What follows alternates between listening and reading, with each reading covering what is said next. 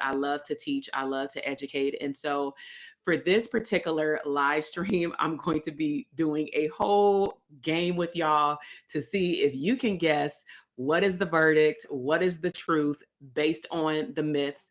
And I created like a super fun, I'm going to say like presentation for y'all. Okay. And so I want to make sure that somebody can go through this information. You don't have to be a therapist to understand this information.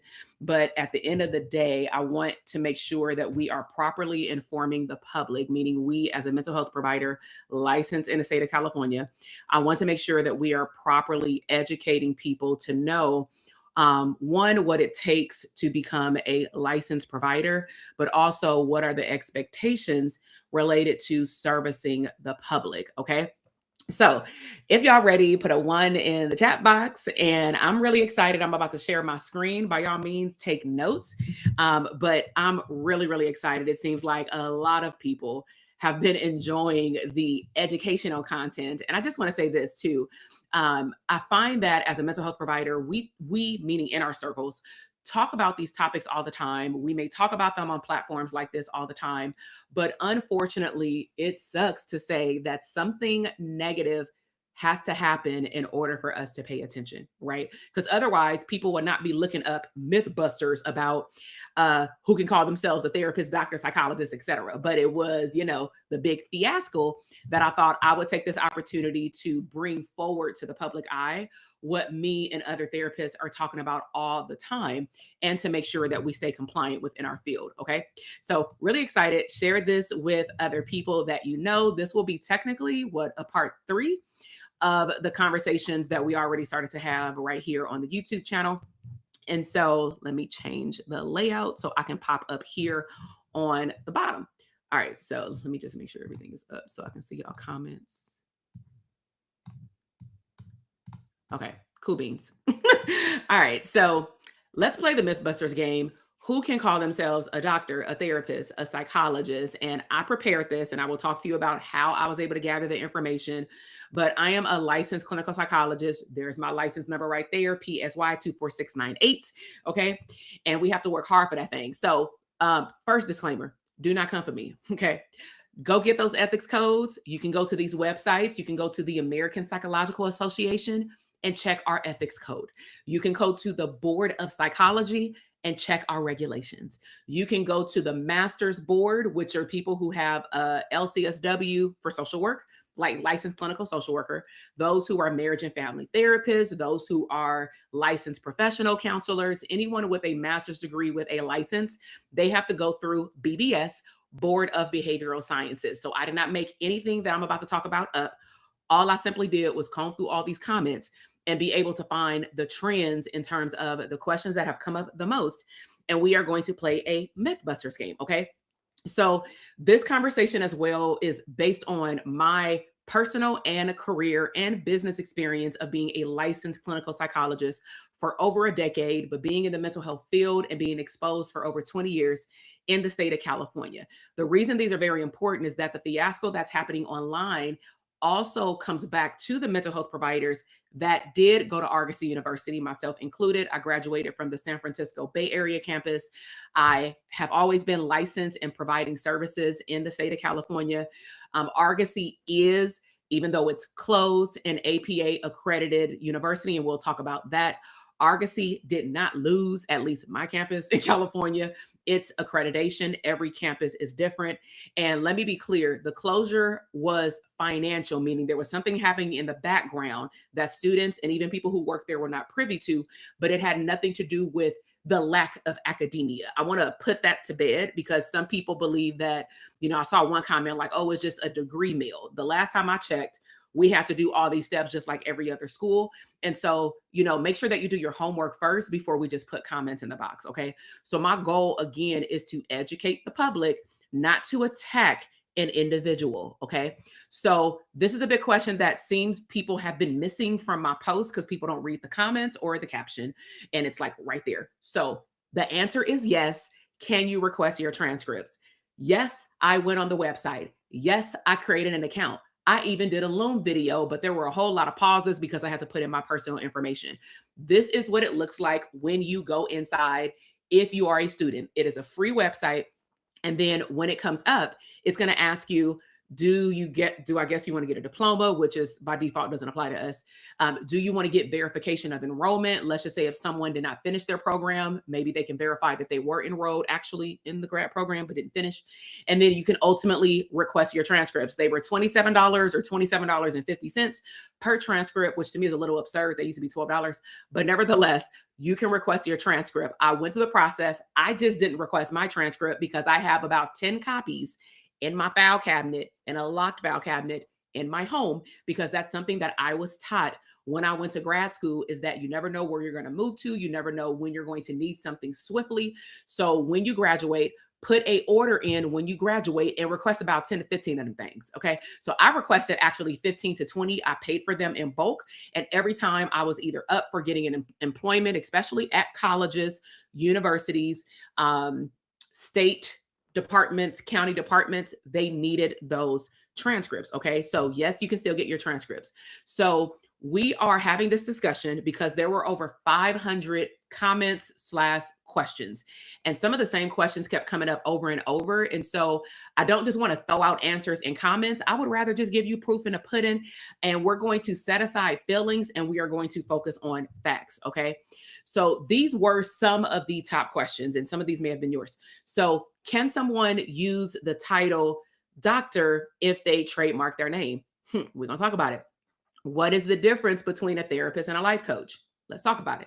Does an honorary, this is the big one, does an honorary degree make you a doctor? When can a doctoral, not a doctoral, man, this name done got butchered, okay? But when can a doctoral student call themselves a doctor? And then is it illegal to misuse the title doctor, at least in the state of California? We may have seen all these social media posts recently where there are particular countries that are basically saying like, yeah, we killing that. Like you can't do that. The United States, nor has California done that yet. Okay. All right. So let's make it fun. If you are watching live or replay, like play along. What do you think? If it's going to be true or false? Okay. Like truth or dare. Okay. So how this is going to work. I'm going to pull up the common question that a lot of y'all put in the comments. I'm going to identify the myth, like how does that relate to the field of mental health, of what you can and cannot do, okay? And then I'm going to deliver the verdict, which is the real answer. The myth is either busted, it's confirmed, or it's partially true, okay? And then as a bonus, if I say something like the truth, I'm going to break everything down in plain language so y'all can understand.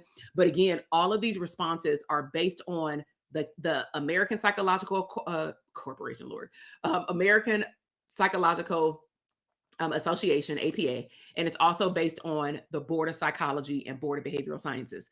The reason why that's important is because this individual that has been online stated something about them going to a master's program to receive their MFT, which we're not going to debate whether that happened or not. That's not what I'm here for.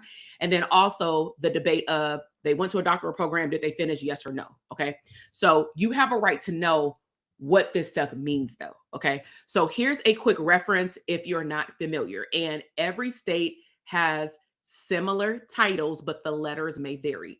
So we all have psychologists, but it can vary based on if someone's a clinical psychologist, in other words. Okay. But who can use it is the most important. Only those licensed by the state that they got licensed in. Okay. LMFT, that is a licensed marriage and family therapist. If you go to a therapist and they have MFTA, they are great therapists. They're just in training. We have to do 3,000 plus hours. Okay. So they are licensed by the Board of Behavioral Sciences, that BBS website. If you do LCSW, that's a licensed clinical social worker. LPCC is the licensed professional counselor of some sort. Then you have phrases that has been the fiasco online, the word therapist. Here's the problem. The term therapist doesn't necessarily mean the person is licensed. Now, in a lot of states, we are not allowed to use the word therapist. We'll talk about that. So it is less protected when it's used by itself, not attached to a license, okay? It cannot imply licensure that the person does not have. So people who do not have a license should not be calling themselves a therapist. That is a fact, okay? So life coach, we're going to talk about it. It is very unregulated, which means that you can walk out your house tomorrow and become a life coach. Okay. So anyone can use it.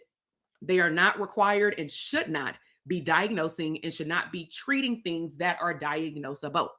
That is what the board says, not what Dr. TK says. Okay. And then the phrase doctor. Okay. You've earned your doctorate degree from a regionally accredited institution. And look over here, it says governing source must clarify field. Depending on what you have a doctor in, will determine how you can use it. Okay. So myth number one, this one was popping online. A trademark gives you the right to use the title doctor. Put in the comment box, true or false, TRF, what you think. A trademark gives you the right to use the title doctor. So the commonly asked question was, if she trademarked her name, that is why she can call herself doctor, right? That's what some people thought. Okay. So the verdict is busted. Absolutely not true. And I'm going to come to you with supportive evidence because that's why we're here. So here's the truth. When someone gets a trademark for their business, for their brand, it protects a brand name. So for example, if I'm going through the process of being, which I am, because it's taken a long time, like Dr. TK for a trademark, the trademark people have to do all of their research. That's why Dr. TK has taken over 2 years. And it's probably going to drag it out some more, like what's happening right now, right? But it only protects the name itself. It does not protect my professional title. I have to have malpractice insurance as a licensed active clinical psychologist to protect my work as a psychologist. That's completely separate. The trademark is protecting my name. So if anybody tries to use my name, I can do a cease and desist, and things like that. So trademarks, if you're not familiar, it is granted by the U.S. Patent and Trademark Office. There is a lengthy process. There are fees associated with it. People help you with it. You can do it on your own. It's just a lengthy process. And for California, because that's the state we're talking about right now, California state law decides who can use the title psychologist, not the trademark department. That is a fact. So someone cannot tell the public how they can and cannot use the name as a trademark. The board tells you what you can and cannot do, especially if you are using a name associated with a mental health board. Put a 1 in the comment box if that makes sense to y'all, right? So you cannot trademark your way around state licensure. Okay, straight up. All right, why this matters to you as the public. The laws are written this way for the state, the country, and our boards to close the trademark loophole because they know that this is going to be a problem. So it protects titles existed to protect the public, not to protect the brand. And so that's why they have all these ethical clauses and rules so that it makes sure that we are doing our job as providers. So myth number 2, true or false? Thank y'all for participating. All right. Anyone can call themselves a therapist. So question that kept coming up. Can anyone really just call themselves a therapist, a doctor, a psychologist? It came up in a variety of ways. So true or false? Verdict, busted. Absolutely not. So the truth is, several therapy titles, as I talked about earlier, in each state require a state licensure. So in the state of California, if someone is an LMFT, a marriage and family therapist, if someone is a social worker, if someone is a professional counselor, LPC or LPCC, or LEP, so many letters, right? Those titles are all protected by California law under the California Board for Mental Health Providers. We got double protection, okay? Using these titles without a license is actually against state law. Thank you. I'm loving y'all loving it, right? Even unlicensed practitioners, all of us at some point have been unlicensed. We have to sit for the exam. But all unlicensed practitioners at jobs are limited to 5 years before they must be licensed. So I kind of mentioned this in my last live stream. Every state is going to vary with rules. And please note this 5 years was at 1.6 years, so it can adjust. What this means is, I'll give you the example. I used to work for Los Angeles County Department of Mental Health. When we got the job as a pre-licensed psychologist, which means that we're waiting to sit for the exam, but school is done. Dissertation is done. I have the doctorate degree. I have my transcripts, but I do not have a license. That means I have to practice under the supervision of another psychologist or licensed professional, depending on the setting, okay? But it has to meet the requirements of the board. So when I sat down for onboarding, HR, we had to sign a waiver. That was my very first time being introduced to this concept.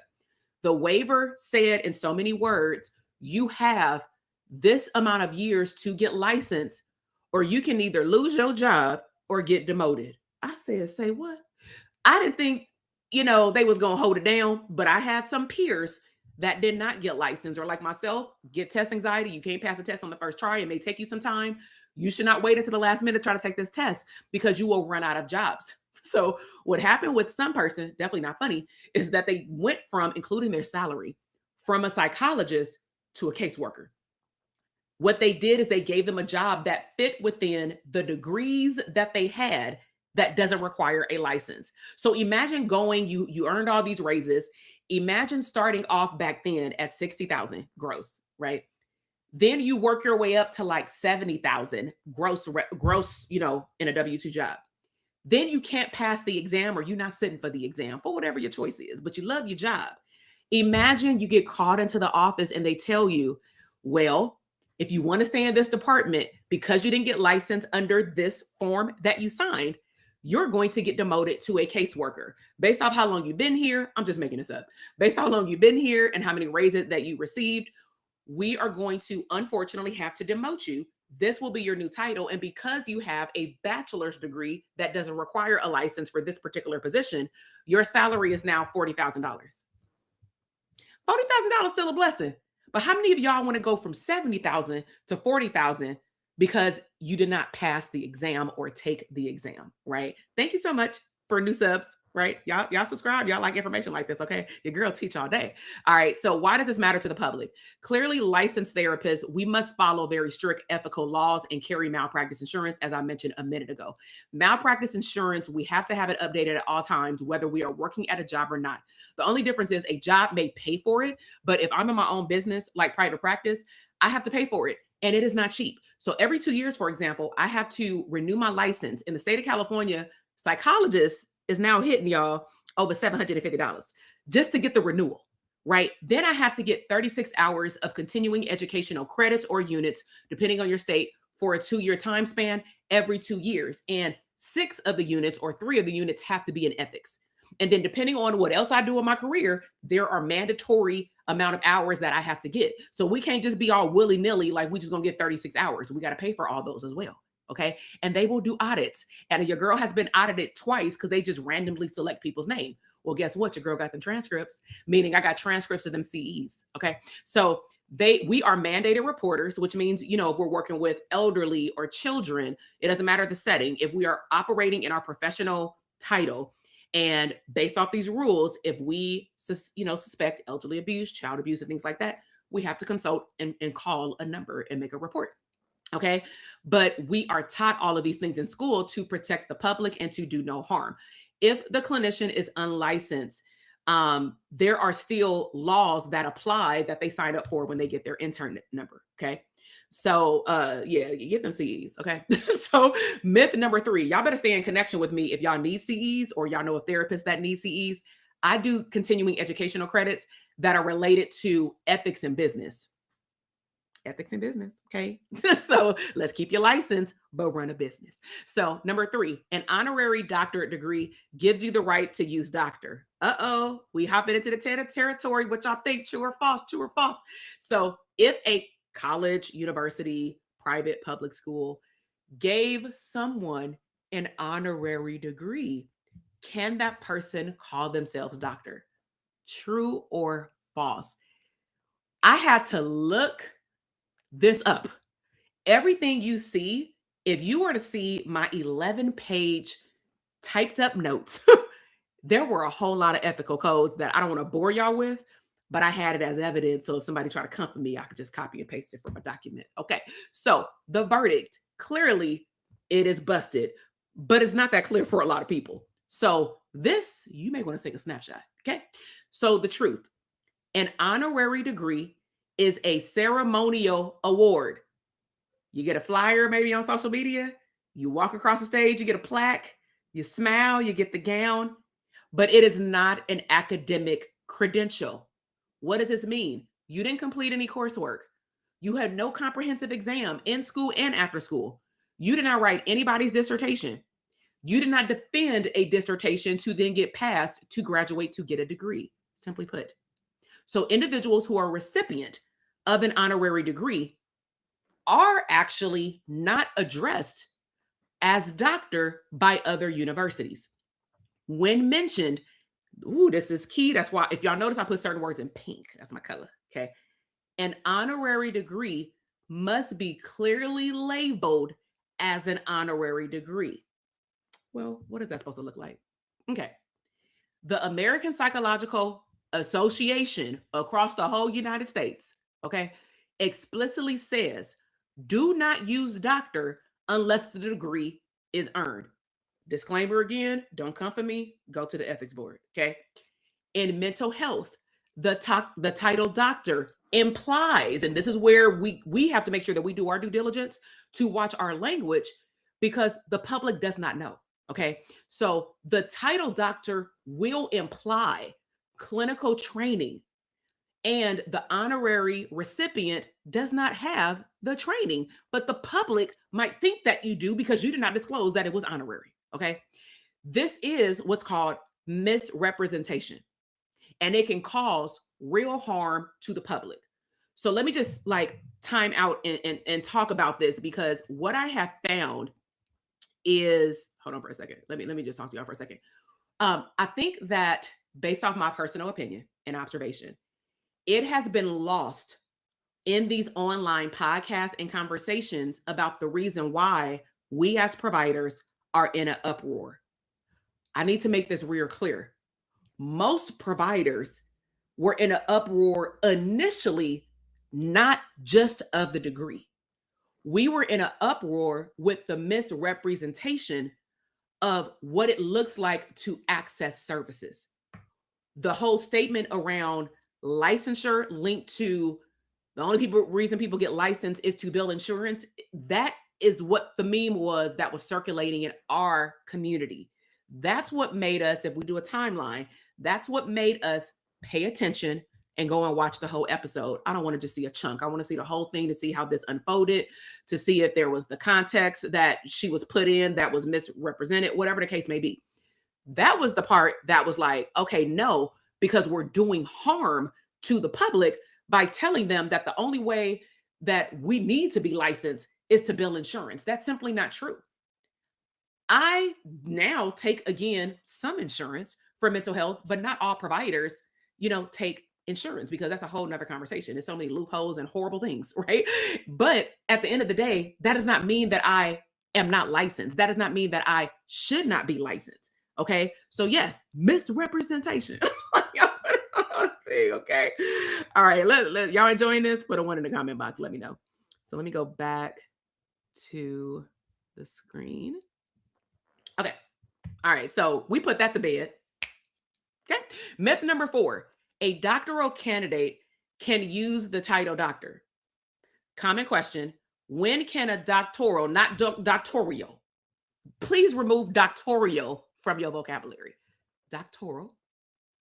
When can that student start calling themselves doctor? Now, the verdict is confirmed, but let me explain.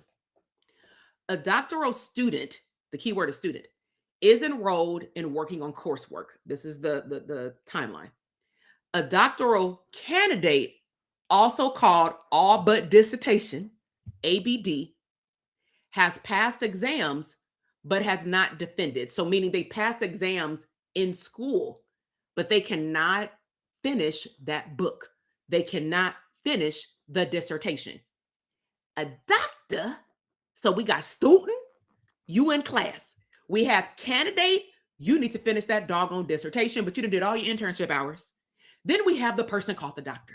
Okay, so a doctor is someone who has defended and completed and printed their dissertation. It is somewhere, okay, and had the degree formally conferred. Let me explain what this looks like, okay? So, I wasn't even on the screen. Sorry, y'all. So when the doctoral degree is deferred, I'm going to walk you through what happened with me, because I did go to Argosy bars. Okay. So I was 29 years young, finished my internship at LA County Department of Mental Health. That's where I did my first 1,500 hours. So I was living in the Bay. I applied to about 15 sites, went on interviews, and we wake up at 4 o'clock in the morning. It's intense. We didn't talk about this. I wake up at 4 o'clock in the morning to get an email letting me know if I matched, right? And we have to rank each other number 1, 2, 3, 4, 5 to match. Now we married. We in the internship. So I gathered my things. I moved back down to LA. I'm from Compton. And I think I moved to Lamert Park. And then I did my full-time internship, working full-time, 40 hours. I have no room to work nowhere else. Full-time. I'm drained. Okay. And I'm studying for the exam. So what most people don't know about me, if you're new to me, is that I then graduated when the market crashed, 2009. You can only imagine how difficult it is to get a job when no one wants to pay you more when they can pay someone with a master's degree. This is what I was told. This is how we are minimizing the impact of mental health professionals, especially doctors. I was told by a local social worker, I wonder what would happen if you took the doctorate degree off your resume. And I said, say what, lady? She said, take it off and see what happens. Because it's not that they don't want you, but your title automatically equates to a certain salary in the county, in these particular arenas or agencies. I said, okay, let's see. Y'all, I submitted my application to various sites. I just stopped it at Master's in Clinical Psychology with the MFT, Marriage and Family Therapy intern number. I started getting calls back. Okay. So that's just like a little sidebar of like the process. Nevertheless, I finished my hours to finish the doctoral program by summer, even though my program wasn't over until August. I then called my school and said, I would like to publish my degree right now because all we have to do is finish our hours. I said, I'm done with my dissertation. I didn't defend it. Y'all, I was the first one. I'm gonna give myself my flowers. I was the first one in my whole cohort to finish and walk and defend my dissertation. Your girl was on it, okay? And so I was the class president too. Like, I'm very ambitious, but nevertheless, I'm also taking care of other people. So once my degree conferred, that means that I can look inside the system and I can see that my degree is posted. Once it's posted, I go to the school's website and I request, I need 15 transcripts. Okay. So that is the process. Now, there is a caveat that nobody else is talking about online, but I'm going to educate y'all just in case you try to come at people, including the individual that has been online. I want to inform y'all of this, not taking up for anyone, but I just want to let you know what I found. Okay. So everybody was like, go to ProQuest. Now, I have copies of my dissertation in my closet, at my mother's house, at my grandmother's house. Your girl got copies everywhere. I ordered like 15 copies for a graduation party because I needed them to know for damn sure why I got 6 figures in loans. Okay. And so I gave it all out to my family members, signed it or whatever. They're like, oh my God, you wrote a book. So once I did that last week, me and Dr. Roche start going on ProQuest. I'm being very transparent right now. I could not find my dissertation. This is being very vulnerable. Okay. But I got the book. So and I got my degree. So y'all can't come for me. So I'm like, why would my stuff not be there? Well, I Googled, why is students that graduated from Argosy, where is their dissertation online? Because some people's is there, some people's is not. Like, I was able to find some stuff, but not that. And so what it said, it did a deep dive and it said, because of the closure of Argosy, the conversation with Argosy publishing it to the company, and I know it was there at some point because I was able to find it. And so it said that there was a dismantling of the university, which means that it doesn't mean that your stuff is not there, but you have to be very creative with how you're going to find it. And so one thing I did remember is that I have 2 last names. So nevertheless, if you look up, I want to say this as a disclaimer, if you look somebody's stuff up and it's not there, the goal would be, and see, this is where the fallout happens. The goal would be that they can still produce the degree, the transcript, and or the dissertation book, but ideally the degree, because the degree insinuates your book was published. And P.S., they will not ever give us the bounded black book unless it was uploaded and approved to ProQuest. We have to complete an application. It is a lengthy process, and it is not an overnight like Amazon KDP. Okay. So I did want to say that and give a transparent moment. I'm not saying that the person did or did not write a dissertation. I'm just letting you know that there are some horrible situations that are the outcome of attending a university that shut down. It's kind of like Spirit. spirit shut down and you can't call customer service. That's what it is. But as a backup, we are able to show our dissertation. Does that put a one in the comment box if that makes sense? Okay. So just wanted to share that because I don't lie about it. So, okay. So let's keep going. Let me make sure I'm on the bottom of the screen. Okay. So let me see. It's because it's not open evidence. You could pay $95 for it to be posted so people could go from a school that is still open, but it's not open evidence and they disclose you if you want to publish it. Okay, that's good to know. Okay. All right. So yeah, share information like that because there are people that are trying to now find it and they're like, where did my stuff go? Help these people out. You know what I'm saying? Especially those who got the proof. You feel me? All right. So let's keep going. Number 4. Why does this truth matter? So the dissertation defense is what proves you can contribute to original research. We talked about that with me and Dr. Roche. The title doctor is actually a public trust signal. The goal would be if I say that I'm Dr. So-and-so, you are going to automatically insinuate that I went to school and that I got licensed, which builds trust, correct? Automatically. Now we have a problem because now people, again, the uproar for mental health providers is that, well, gosh, can people trust us now? You know what I'm saying? So claiming it before it is earned actually will skip the system that protects the public. That again is why we are peed off. Number 5, let's go back to true or false. Okay. So a life coach can do what a therapist does. So commonly asked question, is there really a difference between life coach and a therapist? Now I'm pretty sure y'all know this verdict is going to be busted. Okay. So here's the truth. Life coaching, it is completely unregulated. Are there certification programs? Of course. Is it vetted by the state so that you can have a rubber stamp like we went to grad school? No. I'm speaking for California and other states. It is not regulated. That's what makes it dangerous. Dangerous, right? And so anyone can call themselves a life coach with no training, but life experience, which is cool, but you have no credentials. Coaches cannot diagnose and treat a mental health illness. And sometimes we don't like to say the word illness, but anxiety is mental health. Depression is mental health. Your children going from one school to the next and adjusting to a new environment, therefore they're not themselves, is technically under the mild scope of mental health, right? But they cannot provide therapy, okay? California state law prohibits coaches from doing the work licensed therapists do. So like I said in my last live stream, I tell therapists if they like, oh, I think I want to go into life coaching. First of all, my first question is going to be like, why? Is your therapist job not enough? You feel me? And if it's a payment situation, I'm like, you need to increase your brand. You just need to do some more skill set training and you need to believe in yourself to charge the amount that you believe your services are worth. You do not need to cross over and forget why you went to school. I ain't saying nothing wrong with it, but why would you leave a regulated protection by malpractice side to go over to another side? Now, do I do coaching? Yes. Is it life coaching? Hell no. I'm not going to say I don't like. I do not prefer for therapists to do life coaching. This is my personal opinion, just with that phrase, because it looks too close like therapy. Why? Because we have been doing therapy for decades. And then for us to meet with one person and we say we're a life coach to the client, it's going to still look like we're their therapist. That's just our language. That's who we are.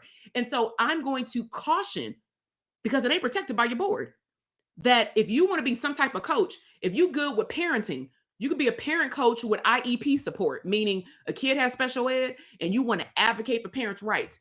That is very specific. Okay. And your backup of your credentials by being a school psychologist will support that. You feel me? Like, do stuff like that. I built mental health businesses. I've been very successful. So I'm not coaching therapists how to be a better therapist. I'm teaching you how to be a better business owner as a therapist. And I'm teaching you through my experience and systems that have been able to produce results for other people. It's called social proof, right? And so California state law prohibits coaches from doing the work that therapists do. Myth number 5. Oh, let me go to the comment box. Y'all juicy. Okay, let me see. Another thing people aren't talking about is she said, hold on. Another thing people aren't talking about is that she said practice. Oh, I saw that too. Practice under a license. So what that means is that at some point she was an intern or an associate. Let me be clear. I didn't interview her. I just was reading through the lines. If somebody says those words, I was practicing under someone else. That simply means that they were under the supervision of a licensed provider. It can mean that they can do therapy, but not on their own. In California, you cannot go out and open up your own private practice in business and start seeing therapy clients. In other states, you may be able to do that, but you can't have a full-blown business though, okay? But we also have to disclose. That's the transparency Dr. Roche was talking about last time. You have to disclose to protect your future license and the license of your supervisor that you are not licensed, you are collecting hours, you are being trained, you are equipped because you are working under someone who is equipped, okay? And all of us, if you are a professional, you have to go through some type of internship hours, okay? It is misleading if there is no explanation, but that is the way that most industries work, but you have to disclose it to the client, okay? So in terms of this myth 5, there is no state board where you can report a harmful coach. This is why I just tell therapists stay away from coaching altogether. And, I'm not saying that people should not go to a life coach. I'm just saying that you need to be very particular to what type of coach you need based on the season of life you're in and what problem needs to be solved. If you're focused on relationship, go to a relationship coach.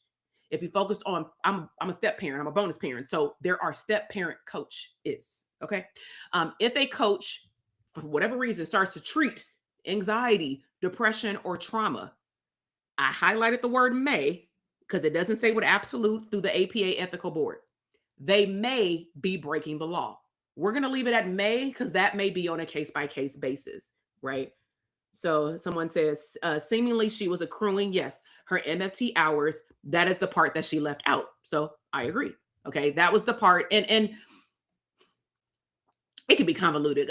We weren't sitting in the studio, but I would just say what would have been good for the public is when those things are discussed, or if you're explaining your history, that we take the time, transparency, whether it was asked or not, like I did with the Argosy thing. Whether it's asked or not, I'm going to give that information because I'm sure that there's an Argosy graduate listening and they're going to go over a ProQuest and they may or may not be able to find their stuff, but they have a copy of their dissertation. Well, then they need to contact, like I was told to contact ProQuest, which I'm doing, right? To be like, my stuff was here, but where, is it at or whatever, but I got the dissertation kind of thing. Okay. So there is no state board to report to, and you should not be treating the mental health problem. All right. Myth number 6, let's go back to the chat box, true or false. Okay.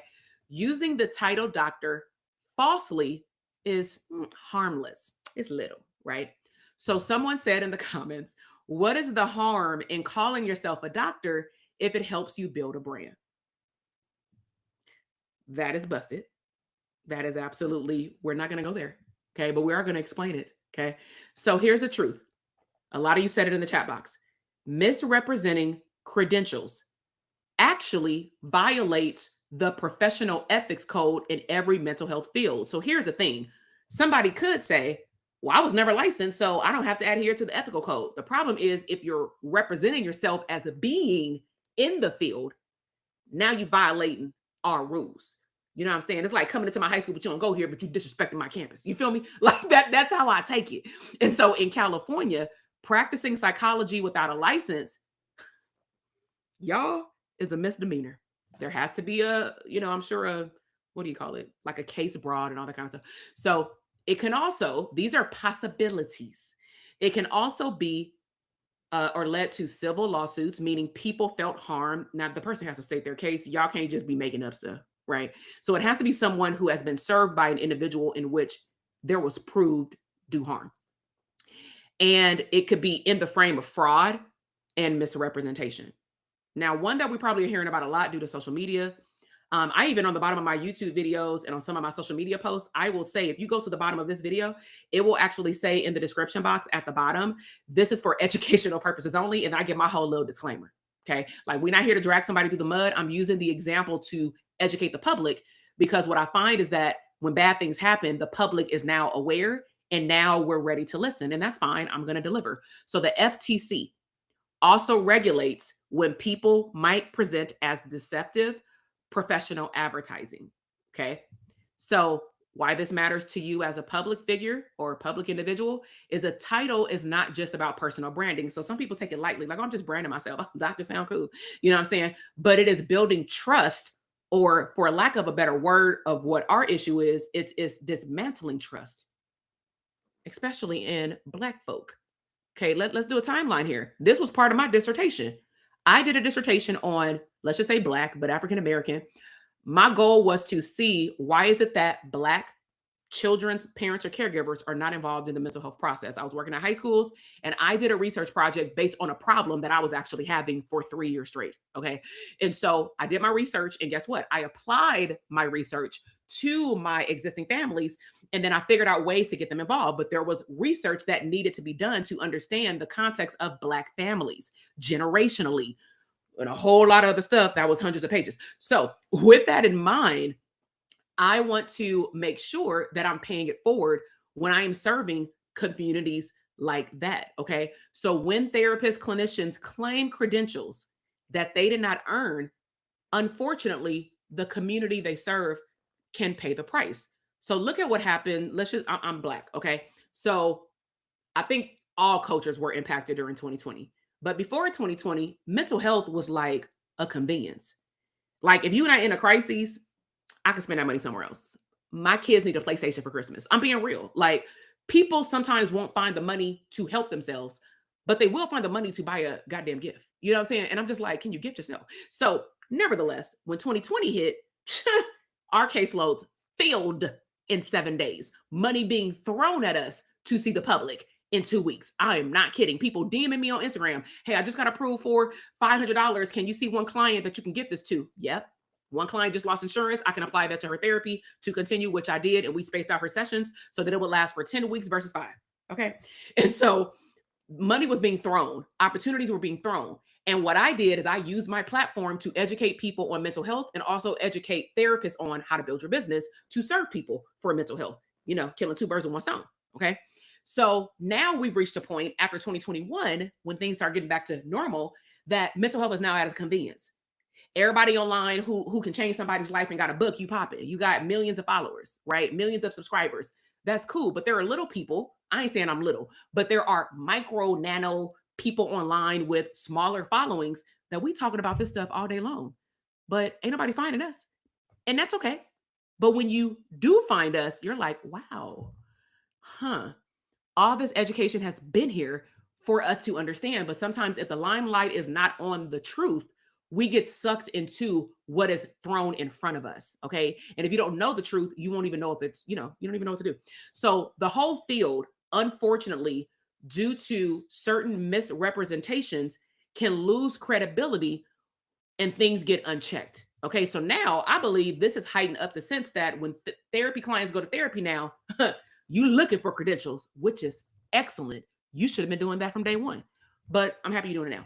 Number 7, y'all talking about doctorate. All right. So PhD, PsyD, EDD, like a doctorate in education, are all the same. So put a true or false. What is the difference between a PhD, a PsyD, and an EDD?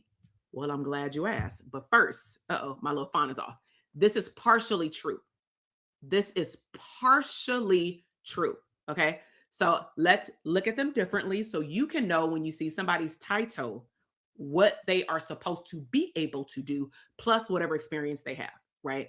Yeah, life coaches are amazing when you find the right one to solve your specific problem. Absolutely. Find the right one though. So PhD is a research-focused doctorate degree that includes clinical training. Okay. PsyD is a practice-focused doctorate degree. So one is heavily research. The other one includes research, but we're heavier on the practicality of hands-on mental health services. Okay. But we both have to complete a dissertation. Okay. EDD is an educational focused doctorate. So you may see deans or principals have EDDs. People who work in school settings have EDDs. This is often in leadership or counseling education. So this is the takeaway. Not every doctorate, you got to look at the letters. Not every doctorate qualifies a person to become a licensed psychologist. I want to be clear about that. But it's based off of how you present yourself that could be misconstrued to the public. Okay. All right. So let me address something in the chat box, and maybe this is a person who's not familiar with me. Let me just go ahead and put this on blast. So what is this person doing that is bad for everyone? I would like you to first go watch the video I published with a friend last Friday. Then I want you to go watch the video that I published on Sunday. Watch the whole thing like we do these podcast interviews, right? Then I want you to rewind this video and watch it from the beginning and listen to my disclaimers. There is never a time that I am going to drag, especially another Black woman, through the mud. Let's be clear about that. I don't care who disagrees with that. I don't know her, but I'm not going to drag another person, Black woman, through the mud. My goal as a researcher, psychologist, and actual college professor for over 18 years is to educate the public on something that they're now willing to listen to. That's it. All right. So, a general EDD does not make you qualified to practice psychology. A doctorate in academic settings is different than a doctorate in mental health.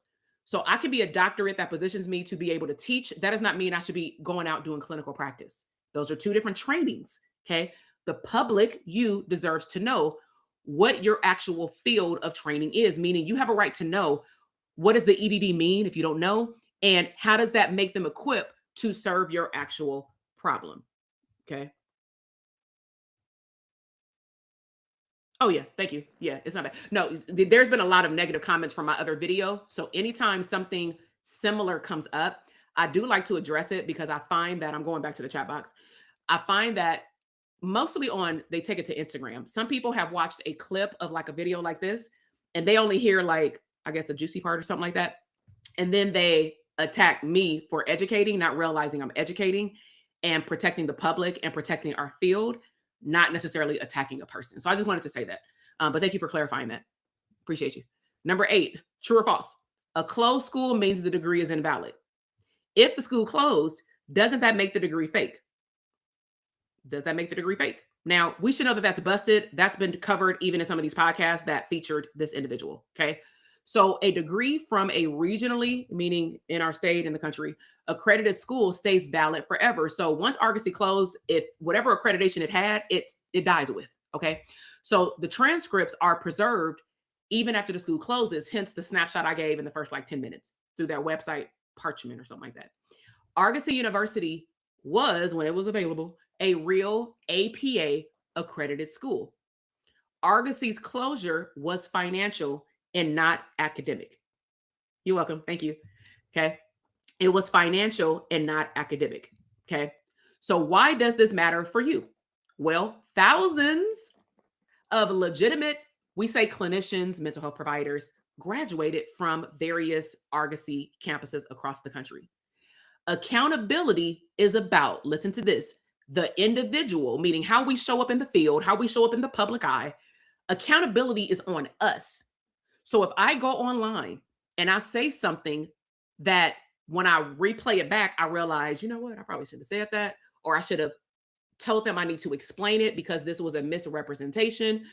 I need to double back. I'm going to own that, right? So accountability is about the individual person, not the actual school. Did the person show up and go to school? Did they graduate? Did they put in the work? Okay. So once you have a doctorate, you can use doctor anywhere. This is a myth, true or false. Some people say it. If you have a real doctorate degree, can you use the title anywhere you want? Okay. So this is true, but with some caveats. Let's dive a little deeper. Okay. So if someone earns a doctorate degree from a regionally accredited school, it does give you the right to use doctor, but you must always disclose your actual field of training. What do you have the doctorate in? To be a professor or to do clinical services or both? Okay. You cannot imply without actually saying it. Because see, this is where the loophole is. People are like, well, they should have known. No, they should not have known. The public does not know. It is our job to inform you. So you cannot imply licensure you do not have. I can't just roll around and say doctor, doctor, doctor, and not voluntarily say I did X, but not X, right? Now, some people may not do that because they think that it's going to bring down credibility. Now, correct me if I'm wrong. We're in an era where people are begging for people to tell the truth.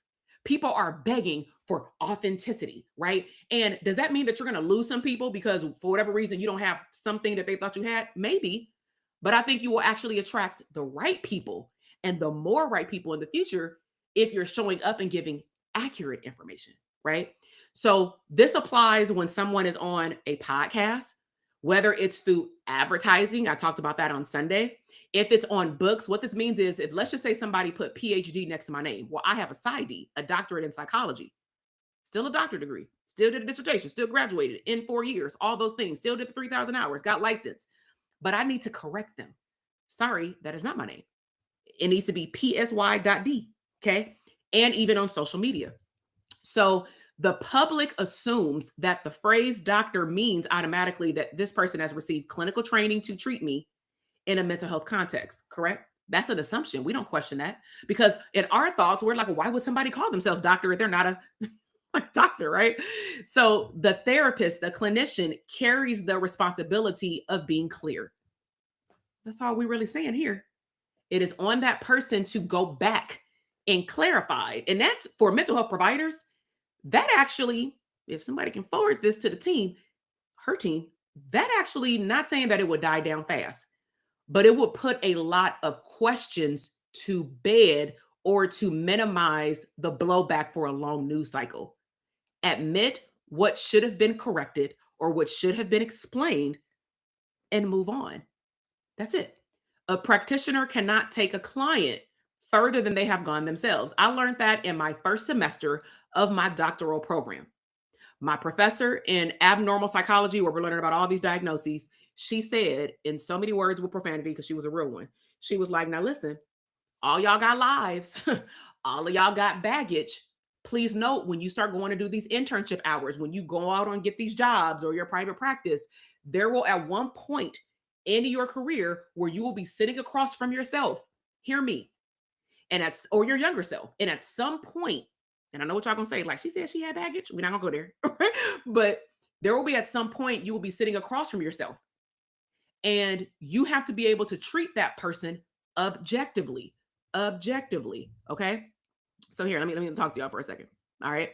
So if you cannot treat that person objectively, your job is to refer that person to a counterpart or back to the referral sources they came from to find a equipped provider that can.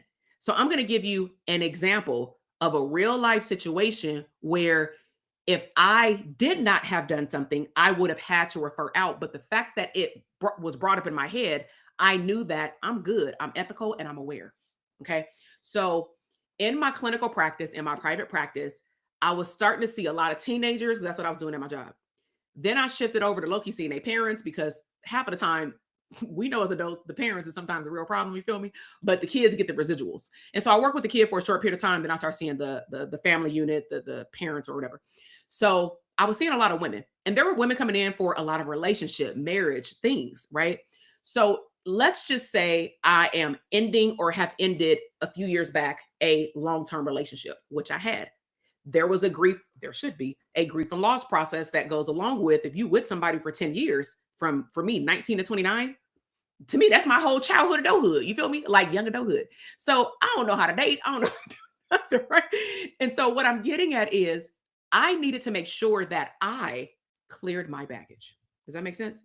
So because I was able to clear my baggage through wellness, healing, therapeutic stuff, right? Going through my own journey, I knew that if at some point I'm sitting across from another woman that is either going through a breakup or they tell me they want to break up and they need to process that to make a decision on their own, and I'll be there with them through the process, right? If I have not cleared my baggage, what should I responsibly and ethically do? I should refer her out. Why? Because I have not cleared up my baggage.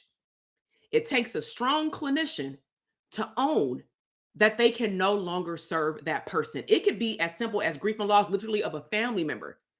All of a sudden in therapy, somebody's bringing up the loss of a grandparent and you like just crying every day after session. At some point, you may not be able to treat that person objectively because why? You will start bringing up your own feelings and unconsciously projecting it to those people. This is why our ethics code exists. Okay. So we already went over the honorary doctorate. That was another myth. You'll have to rewind it because we thoroughly tore that apart. But the verdict is it's busted. Okay. So because some people are like popping in after we already did it. Okay. All right. So okay. So let's keep going. Okay. So getting licensed, myth number 10, getting licensed as a psychologist in the state of California is just paperwork, or in any state, just paperwork. So question came up, is it getting a psychology license really just filling out forms? Y'all wouldn't believe some of these questions I got in the comment box. Okay.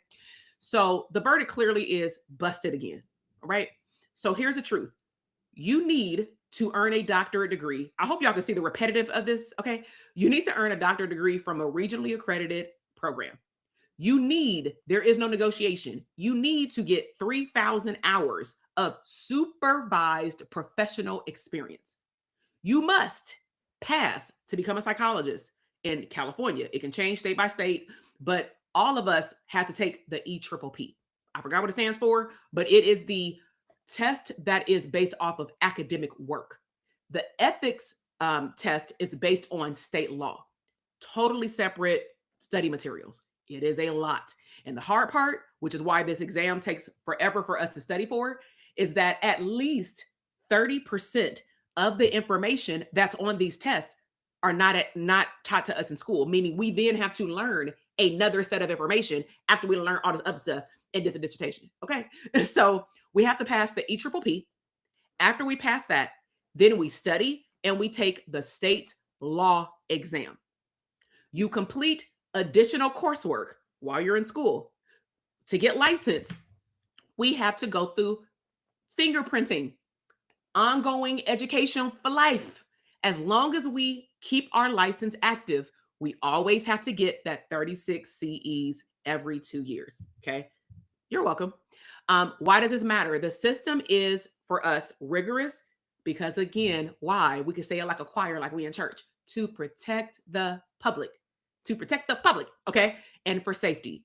Every step that has been designed over years, because bad things have happened, has been designed to keep the client safe. At some point, hundreds of years ago, the ethics code did not exist. A couple of decades ago, some parts of the ethical code did not exist.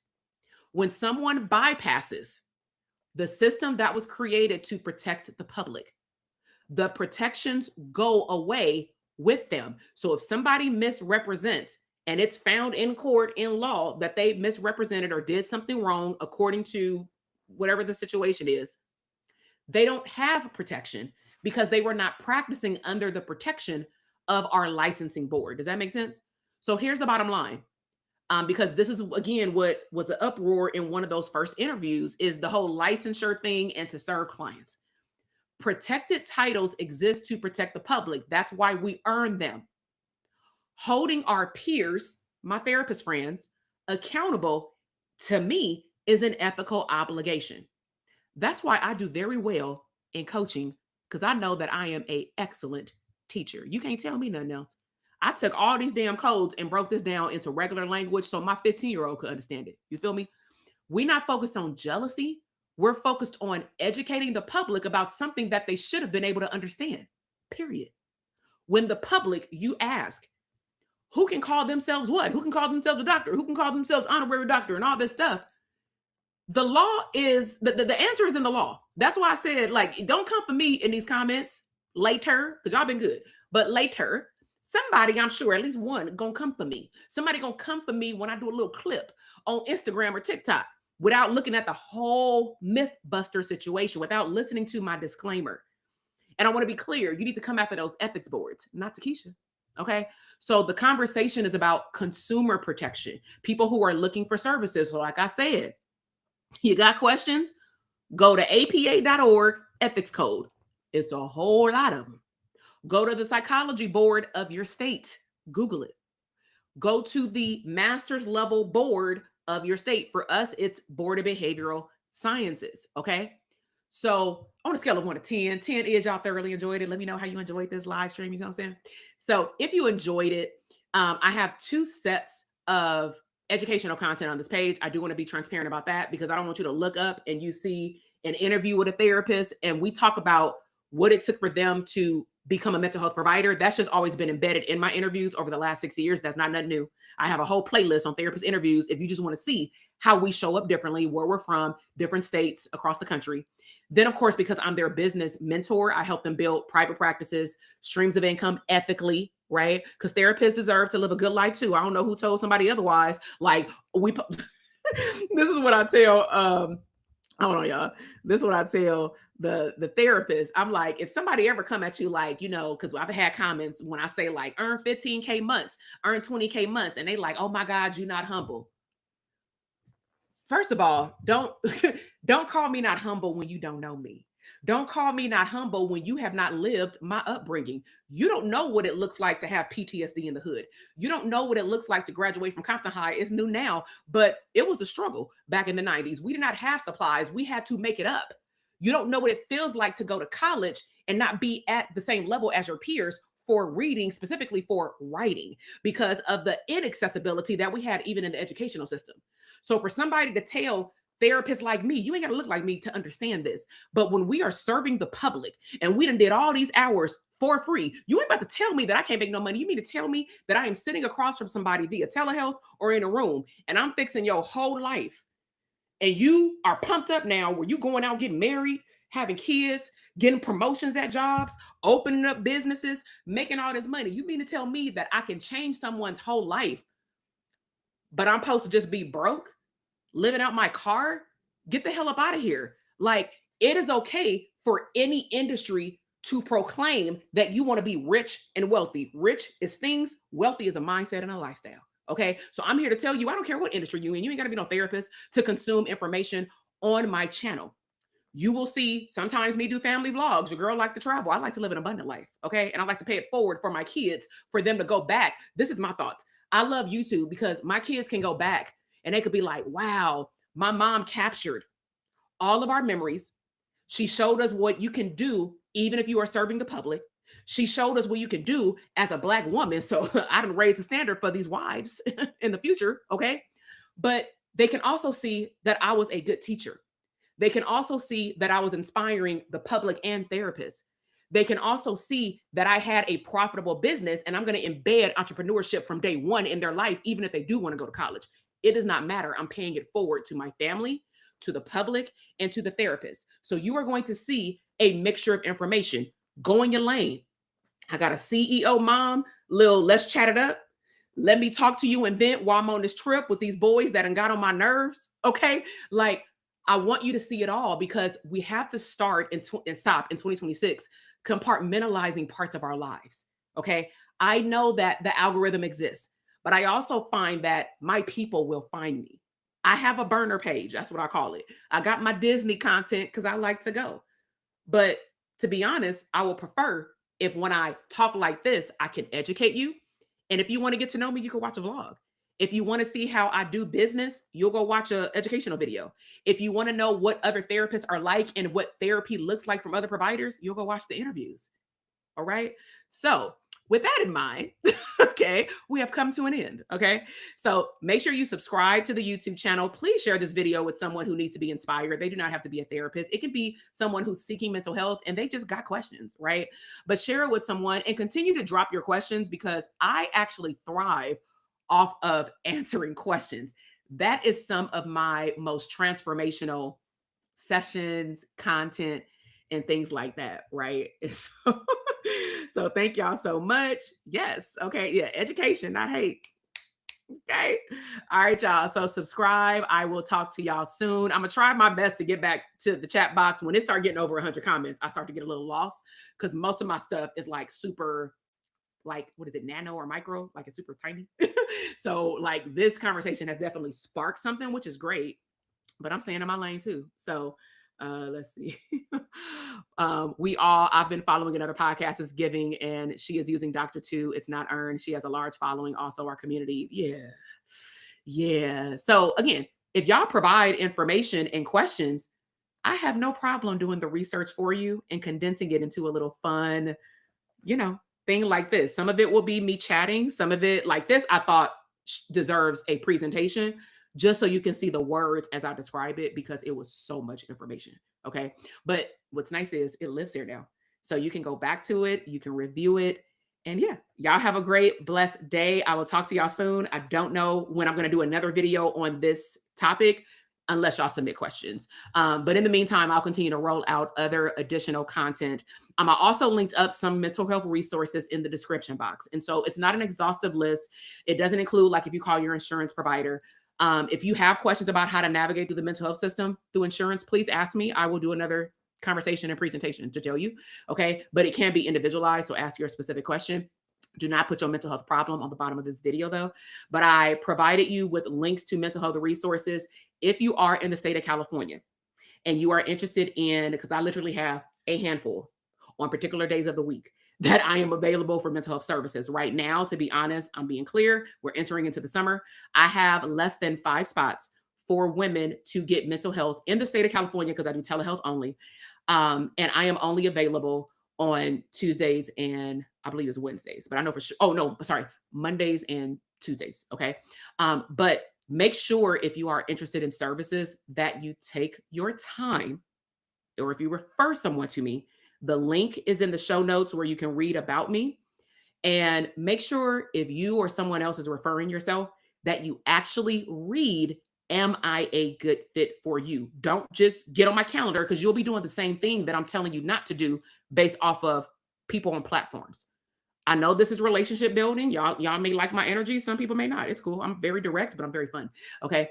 But I'm also very good at what I do. And I want to make sure that I am setting aside time to serve only those who are also a good match for my expertise. And I like to help women flourish in different life seasons, especially those who are honestly post college, meaning you have a vision for your life. But there have been a lot of adjustments. There's been a lot of changes, motherhood, and all the things in between. So just read the information before you get on my calendar. All right. And we'll make sure that we're a good match. All right. So I will talk to y'all soon. Thank you so much.